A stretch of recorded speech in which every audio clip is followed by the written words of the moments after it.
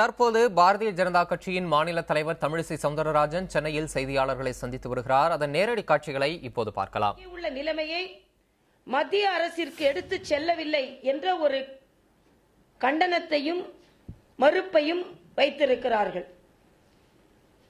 மத்திய அரசை பொறுத்தமட்டில் விவசாயிகளுக்கு ஆதரவான ஒரு நிலைப்பாட்டை எடுத்துக் கொண்டிருப்பதால் தான் நேற்று பிரதம அமைச்சர் தலைமையிலேயே கரும்பு விவசாயிகளின் கடனை எவ்வாறு தள்ளுபடி செய்வது, அவர்களுக்கு மானியங்கள் எப்படி வழங்குவது, அவர்களுக்கு ஊக்கத்தொகை எந்த அளவிற்கு வழங்குவது என்று பிரதமர் தலைமையிலேயே கரும்பு விவசாயத்தையும் சர்க்கரை வியாபாரத்தையும் எப்படி கட்டுப்படுத்துவது என்பதை போன்ற திட்டங்கள் எல்லாம் வகுக்கப்பட்டிருக்கின்றன. அதனால் தமிழக அரசு இனிமேலாவது அனைத்து துறை மக்கள் மீதும் கவனம் செலுத்தும்படி நடந்து கொள்ள வேண்டும். பாரதிய ஜனதா கட்சியை பொறுத்தமட்டில் பூரண மதுவிலக்கு வேண்டும் என்று சென்ற மாதம் 10ஆம் தேதி மிகப்பெரிய ஆர்ப்பாட்டத்தை அனைத்து மண்டல்களிலும் நாங்கள் நடத்தினோம். 504 கடைகளுக்கு முன்னால் 16,000 பேர் கைதாகி 36,000 பேர் கலந்து கொண்டு அதில் 16,000 பேர் கைதாகி 504 இடங்களில் நாங்கள் மதுவுக்கு எதிரான போராட்டத்தை நடத்தினோம். அடுத்த மாதத்திற்குள் கடைகள் எல்லாம் மூடப்படவில்லை என்றால் எங்களது போராட்டம் கடைசி டாஸ்மாக் கடை மூடப்படும் வரை தொடரும் என்று நாங்கள் சொன்னோம். அதனால் இந்த 10ஆம் தேதி தமிழக அரசு அதற்கு முன்னாலேயே அறிவிப்பை வெளியிட வேண்டும். ஏனென்றால் முன்பு இருந்ததை விட மதுவிலக்கு போராட்டங்கள் தமிழகத்தில் தீவிரமடைந்திருக்கிறது.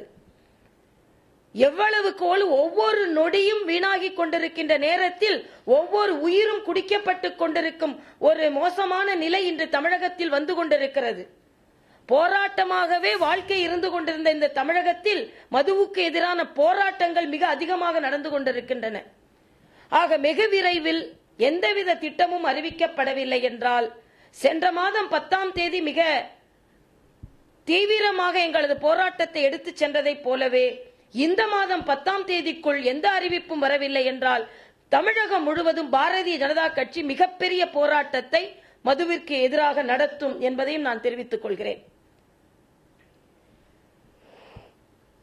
தமிழக அரசு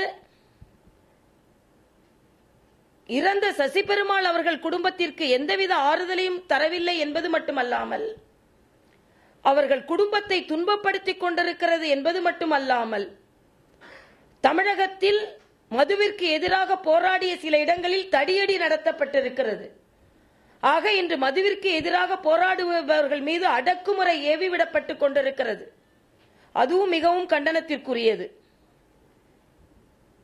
எதையுமே உற்று கவனிக்காத தமிழக அரசு இன்று ஓட்டுக்கு நோட்டு கொடுத்து இன்று வெற்றி பெற்றிருக்கும் முதலமைச்சர் அவர்கள் ராமநாதபுரத்தில் பல லட்சம் கள்ள ஓட்டுகள் புழங்கப்பட்டிருக்கிறது என்பதை கவனிக்காமல் இலங்கை வழியாக கள்ள ஓட்டுகள் அங்கே கீழக்கரை போன்ற இடங்களில் எல்லாம் பிடிபட்டிருக்கிறது.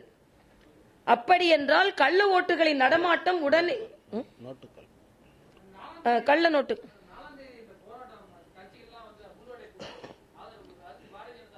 சொல்றப்போ கள்ள நோட்டுகள் பிடிபட்டிருக்கிறது.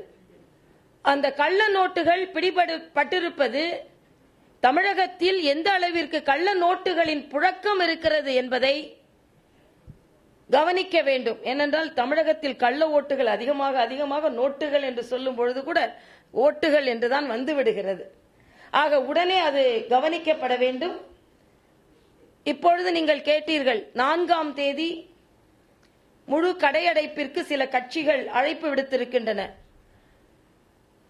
பாரதிய ஜனதா கட்சியை பொறுத்தமட்டில் சர்வ கட்சிகளும் இணைந்து குமரியில் 4ஆம் தேதி போராட்டம் கடையடைப்பு நடத்துவோம் என்று அறிவித்திருந்தார்கள். அதை எங்களது மாவட்டத்தில் உள்ளவர்களும் கலந்து கொண்டதால் குமரியில் உள்ள கடையடைப்பில் கலந்து கொள்வோம் என்று நாங்கள் சொல்லியிருந்தோம். ஆனால் தமிழகம் முழுவதும் உள்ள கடையடைப்பில் சர்வ கட்சிகளின் ஒப்புதல் எதுவும் பெறப்படவில்லை. எங்களுக்கும் எந்தவித அறிவிப்பும் வரவில்லை. அது மட்டுமல்ல, தமிழகம் முழுவதும் உள்ள 4ஆம் தேதி கடையடைப்பில் பாரதிய ஜனதா கட்சி கலந்து கொள்வது பற்றி முடிவெடுக்கவில்லை. அதில் கலந்து கொள்வதுதான் மதுவிலக்குக்கான எதிராக போராட்டம் என்றும் நான் நினைக்கவில்லை. மது ஒழிப்பிற்காக பல்லாண்டு காலமாக எல்லோரும் போராடி வருகிறோம். ஆக தமிழகத்தில் மது ஒழிக்கப்பட்டால் அது தமிழக மக்களுக்கான வெற்றி என்றுதான் நாம் எடுத்துக்கொள்ள வேண்டும். ஆனால் துரதிர்ஷ்டவசமாக இப்பொழுது ஏதோ கட்சிகளுக்குள்ளேயே மது ஒழிப்பை யார் முன்னெடுத்து சென்றார்கள் என்ற ஒரு போட்டி வருவது ஆரோக்கியமானது அல்ல. ஏனென்றால் நோக்கம் சரியாக இருக்க வேண்டும்.